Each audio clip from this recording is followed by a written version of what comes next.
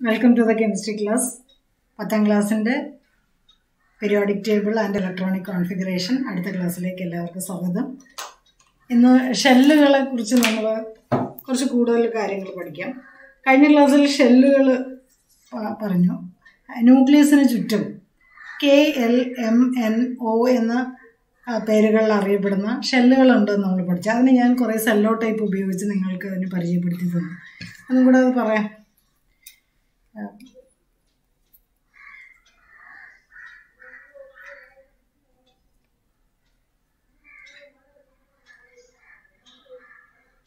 പഠിക്കുമ്പോൾ ഇങ്ങനെ ചെറിയ ചെറിയ മനസ്സിലേക്ക് കിട്ടുന്ന കൺസെപ്റ്റുകൾ ഉപയോഗിക്കുക, അത് മനസ്സിലേക്ക് കൊണ്ടുവരാൻ ശ്രമിക്കുക. അപ്പോൾ കുറച്ചുകൂടെ പഠനം കുറച്ചുകൂടെ രസകരമാണ്.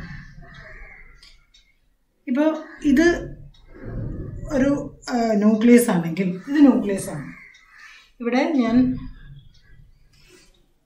കാണിച്ചിരിക്കുന്നു, ഇതാണ് ന്യൂക്ലിയസ്.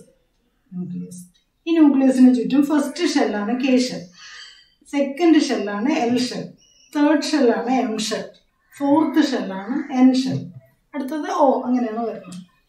അപ്പോൾ ഞാനത് നിങ്ങൾക്ക് ഇങ്ങനെ കാണിച്ചിരുന്നു. കാരണം ഒരു ഫസ്റ്റ് ഷെൽ, ഈ ബ്ലൂ ഫസ്റ്റ് ഷെല്ലെന്നും, ഇത് രണ്ടാമത്തെ സെക്കൻഡ് ഷെല്ലെന്നും, ഇത് മൂന്നാമത്തെ തേർഡ് ഷെല്ലെന്നും, ഇങ്ങനെ നമുക്ക് മനസ്സിൽ ഇങ്ങനെ അതിൻ്റെ ഒരു പിക്ചർ കാണാം. അപ്പോൾ എന്താണ് അതിന് what you understand from that is ന്യൂക്ലിയസിൽ നിന്ന് ഇപ്പോൾ third shell is far away from the nucleus. Then which shell is closer to the nucleus? Which shell is closer? This K shell is closer to the nucleus. This is the first shell which is closer to the nucleus. This is here. This is the ഇവിടെ ഞാൻ 3 shell കാണിച്ചിരിക്കുന്നു. ഈ blue K, ഈ red L, ഈ yellow M, അങ്ങനെയാണ് ഞാൻ കാണിച്ചിരിക്കുന്നത്. അപ്പോൾ ഇതിൽ ഇതാണ് ഏറ്റവും ഇവിടെ ഇതാണ് ഫാർദർ ആയിട്ടുള്ളത്, ദൂരെയുള്ളത്. As the distance from the nucleus increases, energy of the shell increases and the energy of the electron present in that shell also will increase. അപ്പോൾ ഇവിടെ K ഷെല്ലിലുള്ള ഇലക്ട്രോണിനാണോ എനർജി കൂടുതൽ, അല്ല N ഷെല്ലിലുള്ള ഇലക്ട്രോണിനായിരിക്കും? ഹിയർ ഇവിടെയുള്ള ഈ ഷെല്ലിൻ്റെ എനർജിയും കുറവായിരിക്കും, അവിടെയുള്ള ഇലക്ട്രോണിൻ്റെയും എനർജി കുറവായിരിക്കും. When we go farther from the nucleus, the energy of the shell also increases. As the distance from the nucleus increases, the energy also increases. ന്യൂക്ലിയസിന് ചുറ്റും ഷെല്ലുകളുണ്ടെന്ന് നമുക്കറിയാം. അതിനെ KLMNO എന്നുള്ള ലെറ്റേഴ്സ് കൊണ്ട് സൂചിപ്പിക്കുന്നു. First shell K shell, second shell L shell, third shell M shell, അങ്ങനെ. ഇനി ഓരോ ഷെല്ലുകളെയും നമുക്ക് ഡിവൈഡ് ചെയ്യാം. Each shell can be divided into subshells. അത് നമുക്ക് പഠിക്കാനും ഓർക്കാനും എളുപ്പത്തിന് തന്നെ K എന്ന് പറയുന്ന ഫസ്റ്റ് ഷെല്ലിൽ ഒരു സബ് ഷെൽ മാത്രമേ ഉള്ളൂ, S എന്ന് പറയുന്ന ഒരു സബ് ഷെൽ. L എന്ന് പറയുന്ന ഷെല്ലിൽ 2 സബ് ഷെൽസ് ആണുള്ളത്. അത് S സബ് ഷെല്ലും P സബ് ഷെല്ലും. M എന്ന് പറയുന്ന third shell contain 3 sub shells, SPD. Fourth shell contain SPDF. ഈ small s, small p, small d, small f, these letters represent subshells or sublevels, we can say. Then these letters comes from the word sharp, principal, diffused and fundamental. That is atomic spectra of elements ൽ നിന്ന് അതിൻ്റെ study ആയിട്ട് ബന്ധപ്പെട്ട അതിൽ നിന്ന് വന്ന വാക്കുകളാണ് sharp, principal, diffused and fundamental. ആ വേർഡിൽ നിന്നാണ് SPDF എന്ന് പറയുന്ന സബ് ഷെല്ലുകളുടെ പേര് വന്നിരിക്കുന്നത്. അപ്പോൾ ഇങ്ങനെ KLMNO എന്നുള്ള ഷെല്ലുകളിലുള്ള സബ് ഷെല്ലുകളാണ് നമ്മളിവിടെ പറഞ്ഞത്. അപ്പോൾ now we know in the last class we have discussed the shell wise electronic configuration. Now we have to learn sub shell vice electronic configuration. അതിന് മുമ്പായിട്ട് ഓരോ സബ് ഷെല്ലിലും എത്ര ഇലക്ട്രോണുകൾ അത് അക്കോമഡേറ്റ് ചെയ്യും മാക്സിമം എന്നും കൂടെ അറിയാനുണ്ട്. അപ്പോൾ അത് പറയുമ്പോൾ നമുക്ക് പറയാം S എന്ന് പറയുന്നത് അതിനെ ഹോൾഡ് ചെയ്യാൻ പറ്റുന്ന മാക്സിമം ഇലക്ട്രോൺ 2 ആണ്. കാരണം അതിന് ഒരു ഓർബിറ്റൽ മാത്രമേ ഉള്ളൂ. P എന്ന് പറയുന്ന subshell അല്ലെങ്കിൽ sublevel can hold 6 electrons because it contains 3 orbitals. Then D subshell contain 5 orbitals, 5 into 2, 10 electrons it can hold maximum.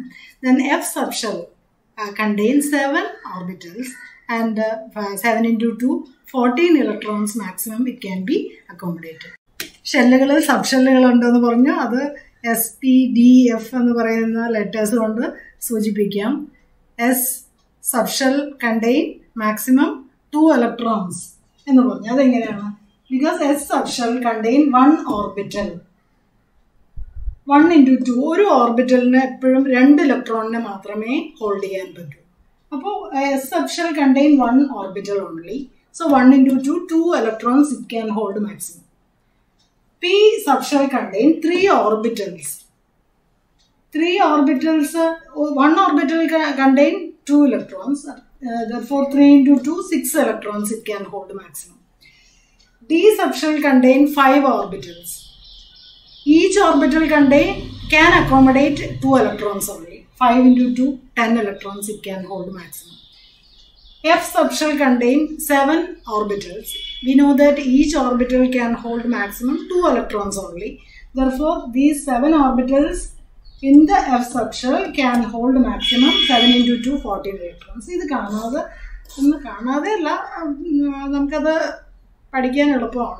that is, you learn it very well. Then we know that subshell can hold maximum 2 electrons and P subshell can hold maximum 6 electrons. D subshell can hold maximum 10 electrons. F subshell can hold maximum 14 electrons. And now we have already seen last year what is an orbital. Orbitum, orbitalum, a difference that we have to learn properly. Orbit is a path around the nucleus. If I ഞാൻ കാണിച്ചു തന്നു നിങ്ങൾക്ക്.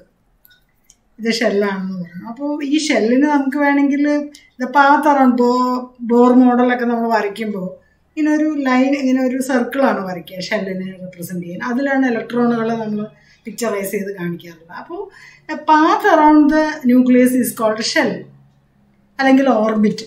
Orbit എന്ന് പറയുന്നത് ഈ ന്യൂക്ലിയസിന് ചുറ്റുമുള്ള ഇലക്ട്രോണുകളുടെ പാത്തിനെയാണ് നമ്മൾ ഓർബിറ്റ് എന്ന് പഠിച്ചിട്ടുള്ളത്.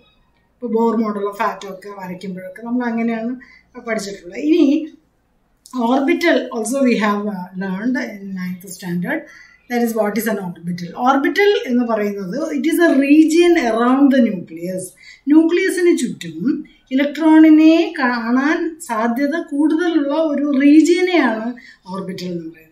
Orbital is a region around the nucleus where there is maximum probability of finding the electron. ന്യൂക്ലിയസിന് ചുറ്റും എവിടെയാണോ ഇലക്ട്രോണിനെ കണ്ടെത്താൻ സാധ്യത കൂടുതലുള്ളത് ആ ഒരു റീജിയനെയാണ് എന്ത് വിളിക്കുന്നത്? ഓർബിറ്റൽ എന്ന് പറയുന്നത്.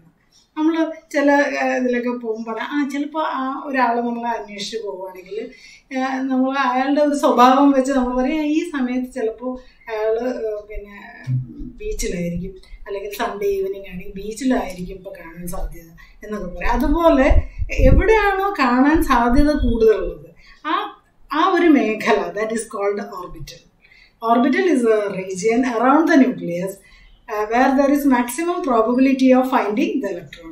ഇലക്ട്രോണിനെ ന്യൂക്ലിയസിന് ചുറ്റും കണ്ടെത്താൻ സാധ്യത കൂടുതലുള്ള ഒരു മേഖലയാണ് അല്ലെങ്കിൽ ഒരു റീജിയനാണ് എന്ത് ഓർബിറ്റൽ എന്ന് പറയുന്നത്. അപ്പോൾ ഓരോ സബ്ഷെല്ലിലും ഡിഫറെൻറ്റ് നമ്പറാണ് ഓർബിറ്റൽസ് ഉള്ളത്. എസ് സബ്ഷെല്ലിന് ഒരു ഓർബിറ്റലാണുള്ളത്. അതുകൊണ്ടാണ് 1 into 2 electrons it can hold maximum. ഓരോ ഓർബിറ്റലിനും 2 ഇലക്ട്രോണിനെ മാത്രമേ മാക്സിമം അതിന് ഹോൾഡ് ചെയ്യാൻ പറ്റും. അപ്പോൾ then P subshell contain 3 p orbitals. px, py, pz എന്നൊക്കെ പറഞ്ഞാൽ നമുക്ക് പഠിച്ചിട്ടുണ്ട്. അപ്പോൾ 3 into 2. അപ്പോൾ ഓരോ 3 ഓർബിറ്റലുണ്ട്. 3 ഓർബിറ്റലിൽ ഓരോ ഓർബിറ്റലിലും 2 ഇലക്ട്രോൺസിനെ ഹോൾഡ് ചെയ്യാം. So 3 into 2 is equal to 6. D subshell contain 5 orbitals. Each orbital can hold 2 electrons. Therefore 5 into 2 is equal to 10 electrons the D subshell can hold. Then F subshell contains 7 orbitals. Each orbital can hold maximum 2 electrons. We know that. Therefore 7 into 2 is equal to 14 electrons the F subshell can hold maximum. അപ്പോൾ different shells around the nucleus പഠിച്ചു. ഇനി shells can be divided into SPDF like that subshells.